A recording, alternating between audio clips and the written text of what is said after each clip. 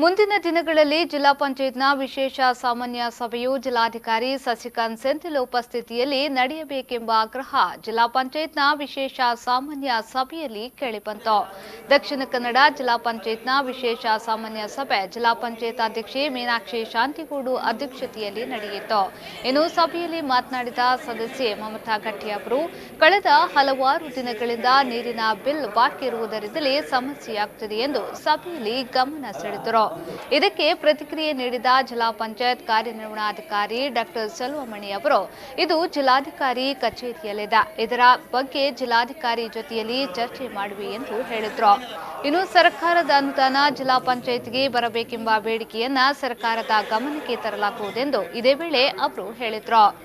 ನೀರಿನ ಬಿಲ್ ಇನ್ನೂ ಕೂಡ 8 ಲಕ್ಷ ಬಾಕಿ ಇದೆ. ಇಷ್ಟರವರೆಗೆ ಪಂಚಾಯತಿಗೆ ಹೋಗಿಲ್ಲ. 3 ಮೀಟಿಂಗ್ ಆಯ್ತು, ನೀವು ನನ್ನನ್ನು ಸಮಾಧಾನ ಪಡಿಸಿ ಕೂರಿಸಿದ್ರಿ. ಇವತ್ತೆಲ್ಲ ಸ್ಪಷ್ಟ ಬೇಕು ನನಗೆ. ಅದು ನಮ್ಮ ಹತ್ರ ಮಾಡ್ಕೊಡ್ತೀನಿ ಆಯ್ತಾ. ಅದು ಡಿಸಿ ಆಫೀಸಲ್ಲಿ ಇದೆ, ಅದು ಡಿಸಿ ಆಫೀಸಲ್ಲಿ ಕರೆಸ್ಪಾಂಡೆನ್ಸ್ ಆಗಿದೆ. ಇಲ್ಲಿಂದ ಡಿಸಿ ಪೆಂಡಿಂಗ್ ಇಲ್ಲ. ಅದನ್ನೇ ಹೇಳ್ತಾ ಇದ್ದೀನಿ, ನಮ್ಮ ಜಿಲ್ಲಾ ಪಂಚಾಯತ್ ದುಡ್ಡಿನ ಅಂತ ಈಗಾಗಲೇ ಕೊಟ್ಟದ, ಆಗಾಗಲೇ ಪ್ರಪೋಸ್ ಮಾಡಿ ಸರಿ ಕೆಲಸ ಮಾಡಿದ್ರೆ ನೀವೇ ಆದೇಶ ಕೊಡುದು. ಯಾವ ಎಲ್ಲಿ ಬರ ಪರಿಹಾರ ಇದೆ, ನೀರಿನ ಸಮಸ್ಯೆ ಇದೆ, ನೀರು ಸಪ್ಲೈ ಮಾಡಿದ್ದ ಗ್ರಾಮ ಪಂಚಾಯತಿಗೆ ತಾವು ಆದೇಶ ಕೊಡ್ತೀವಿ. ಅವರ ಕೆಲಸ ಮಾಡಿದ್ಮೇಲೆ 1 ವರ್ಷ ಪಂಚಾಯತ್ಗಳಿಗೆ ಕಾಯ್ಲಿಕ್ಕೆ ಆಗ್ತದೆ ಹೇಳಿ.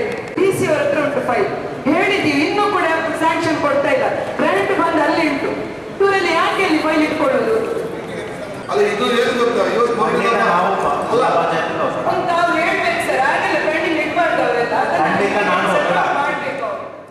ಸಾಮಾನ್ಯ ಸಭೆ ಜಿಲ್ಲಾಧಿಕಾರಿ ಸಸಿಕಾಂತ್ ಸೆಂಥಿಲ್ ಉಪಸ್ಥಿತಿಯಲ್ಲಿ ನಡೆಯಬೇಕೆಂದು ಆಡಳಿತ ಹಾಗೂ ವಿಪಕ್ಷ ಸದಸ್ಯರು ಆಗ್ರಹಿಸಿದ್ರು. ಈ ವೇಳೆ ಜಿಲ್ಲಾ ಪಂಚಾಯತ್ ಉಪಾಧ್ಯಕ್ಷೆ ಕಸ್ತೂರಿ ಪಂಜ ಸೇರಿದಂತೆ ಮತ್ತಿತರರು ಹಾಜರಿದ್ದರು.